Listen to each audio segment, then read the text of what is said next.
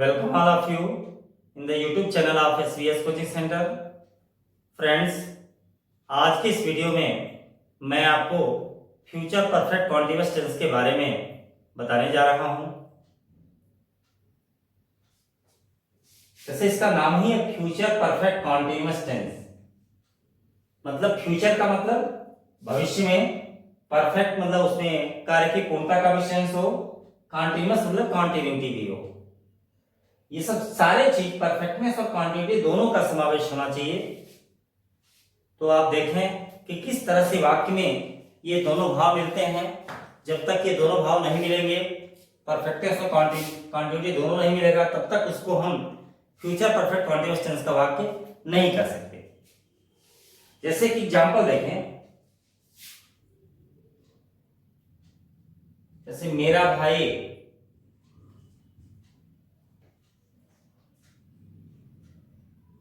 अगले साल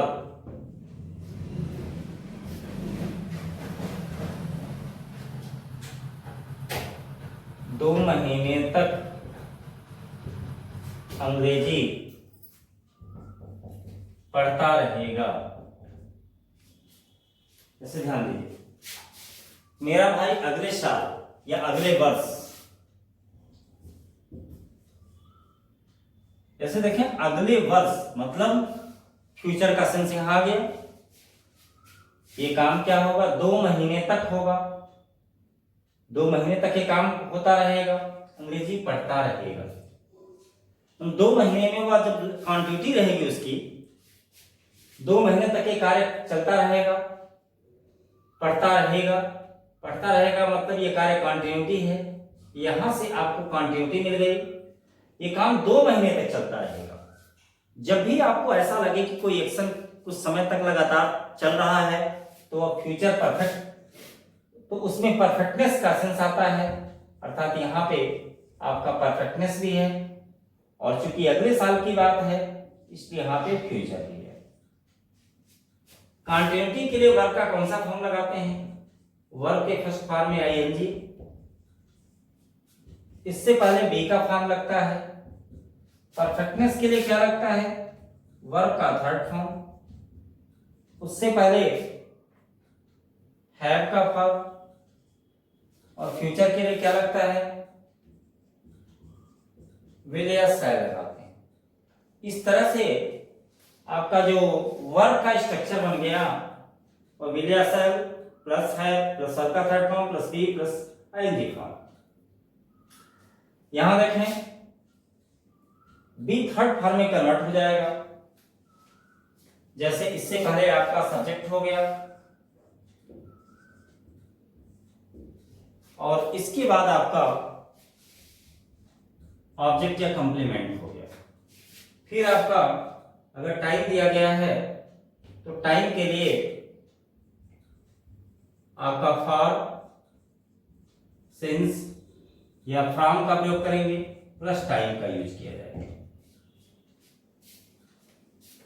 अब देखें, जैसे फॉर्मूला यहां पे वर्ब यहां पर भी है, वर्ब यहां पर भी है, तो इसको पुनः मॉडिफाई कर लेते हैं। सब्जेक्ट प्लस विल या शैल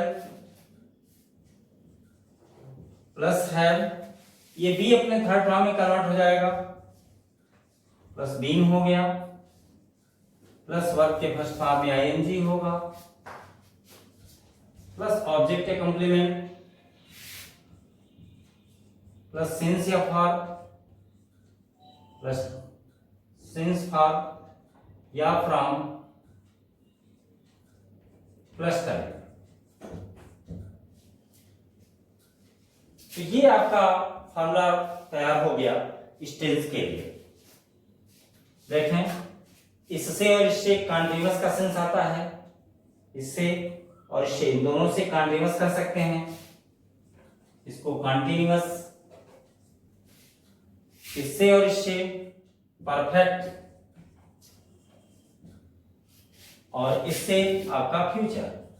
इस तरह से यह फ्यूचर परफेक्ट कॉन्टिन्यूअस टेंस के रूप में कन्वर्ट हो गया। तो वाक्य से क्या फार्मूला बनेगा, उस फार्मूले के आधार पर उसका नाम क्या रखा जाएगा। तो ये उसके वर्ब के फॉर्म के ऊपर डिपेंड करता है कि क्रिया किस प्रकार हो रही है। यहाँ देखें आईएनजी फॉर्म से पहले बी के फॉर्म आते हैं, कॉन्टिन्यूअस क्वेश्चंस को व्यक्त करते हैं। बीन है थर्ड फॉर्म है, उससे पहले हैव है परफेक्ट क्वेश्चंस को व्यक्त करता है। विल या शैल है फ्यूचर को, अर्थात फ्यूचर परफेक्ट कॉन्टिन्यूअस टेंस के नाम से जाना जाएगा। मतलब कॉन्सेप्ट इसका यह है कि यदि कोई एक्शन फ्यूचर टाइम में कुछ समय तक अगर चलता रहेगा तो ऐसे वाक्य को फ्यूचर परफेक्ट कॉन्टिन्यूअस टेंस का वाक्य कहा जाता है।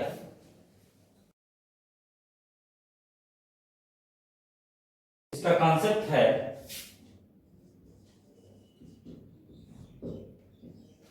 Action continues in future time, in future time for some time, कुछ समय तक ये कार्य चलता है।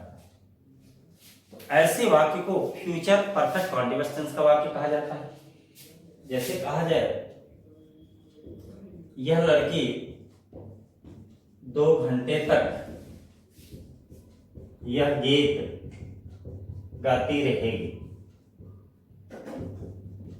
गाती रहेगी। This girl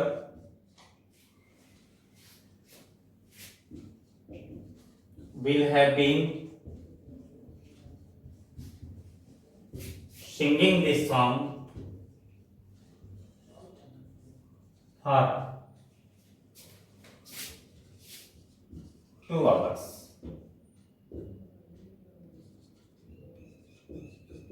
मेरा भाई अगले दिवाली से यह किताब पढ़ता रहेगा।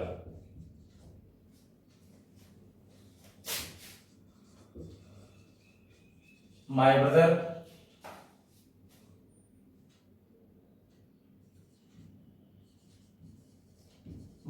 will have been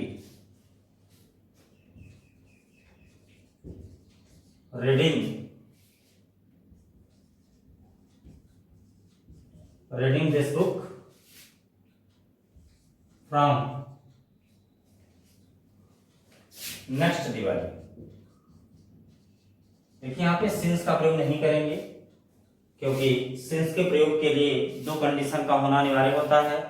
एक तो पास्ट पॉइंट का टाइप होना चाहिए, दूसरे परफेक्टनेस होना चाहिए। तो परफेक्टनेस तो ठीक है, वर्ब परफेक्ट फॉर्म उससे पहले है लगा हुआ है, लेकिन पास्ट पॉइंट का टाइम नहीं है। ये नेक्स्ट दिवाली मतलब फ्यूचर पॉइंट का टाइम है, इसलिए यहाँ पे सिंस का प्रयोग नहीं है। सिंस का प्रयोग जब तक 2 कंडीशन फॉलो नहीं होता, जब तक 2 कंडीशन पूर्ण नहीं होता है, तब तक सिंस का प्रयोग हम नहीं करेंगे। जहां पे सिंस नहीं लगाया जा सकता वहां पे हम पॉइंट ऑफ टाइम से पहले फ्रॉम का प्रयोग करते हैं। देखिए यही कारण है कि यहाँ पे फ्रॉम लगा हुआ है। जैसे अगर ये कहा जाए मेरी बहन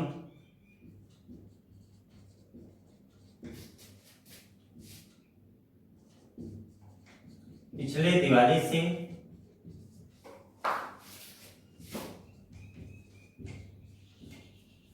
अंग्रेजी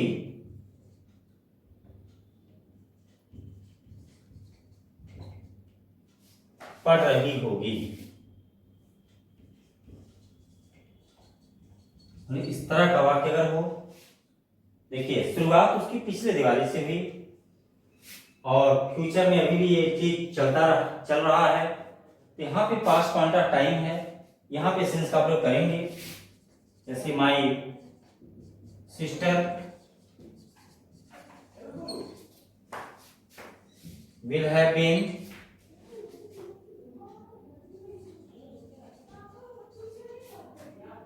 my sister will have been reading English since last Diwali. यहां देखिए सिंस का प्रयोग किया गया है, यहां पे फ्रॉम का प्रयोग नहीं है। अगर यही नेक्स्ट दिवाली रहता तो यहाँ पे फ्रॉम लगता, लेकिन यहाँ पे लास्ट दिवाली है, पास्ट दिवाली हो, तो ऐसे केस में सिंस का प्रयोग करेंगे। सिंस के प्रयोग के लिए दो कंडीशन होगा, एक तो परफेक्टनेस होना चाहिए। देखिए बी का थर्ड फॉर्म बीन, उससे पहले हैव लगा है, ये परफेक्टनेस के भाव को शो करता है। और यहाँ पे चूंकि पास्ट पॉइंट ऑफ टाइम है, इसलिए इससे पहले सिंस का प्रयोग हुआ है।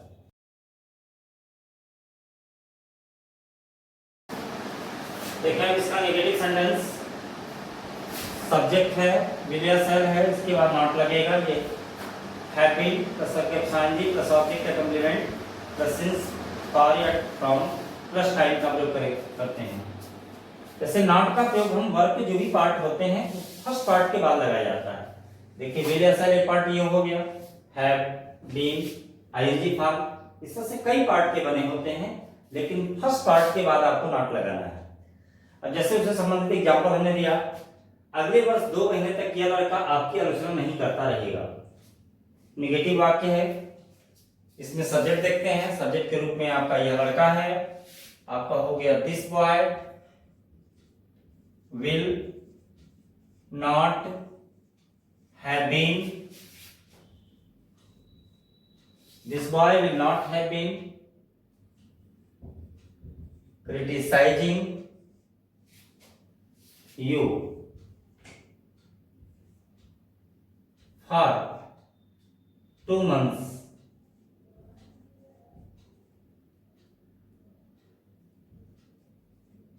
months next year।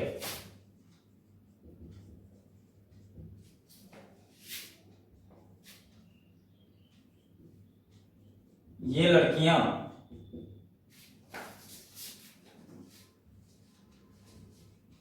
दो दिनों तक यह गीत नहीं गाती रहीं।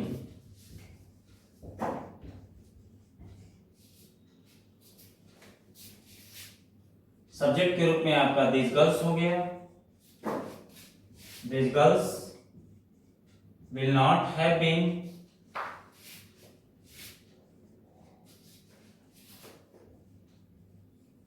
singing this song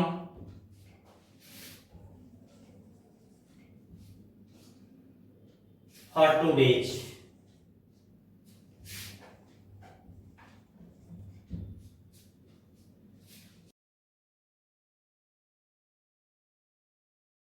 जरा कि इंट्रोगेटिव सेंटेंस देखें। फर्स्ट ऑफ ऑल अगर इंट्रोगेटिव वर्ड लगाना हो तो इसके लगाएंगे, इसके बाद विल या सेल, वर्ब के फर्स्ट पार्ट को सब्जेक्ट से पहले कर लेते हैं, विल और सेल, उसके बाद सब्जेक्ट लगाएंगे। यदि नॉट लगाना हो तो उसके बाद नॉट भी आ जाएगा, नहीं है तो नहीं लगाएंगे। Have been plus ING form plus object का कॉम्प्लीमेंट प्लस सिंस या फॉर फ्रॉम प्लस टाइम। ऐसे कहा जाए कि मेरा मित्र 2 घंटे से क्या आपकी मदद करता रहेगा।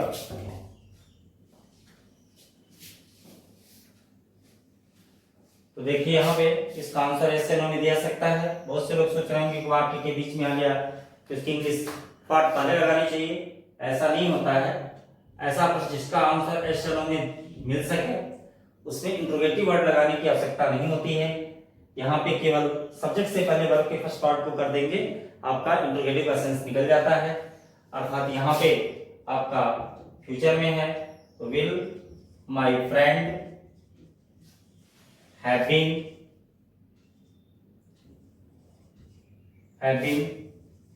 हेल्प में I N G helping you for 2 hours।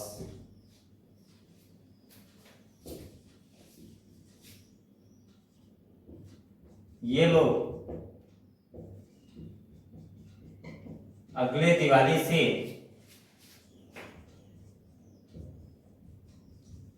किसको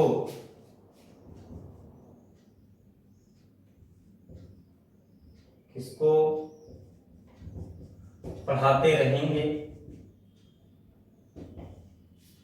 यहां देखें किसको की इंग्लिश लिख दी जाएगी, whom will these people have been teaching, और यहां पे from next दिवाली।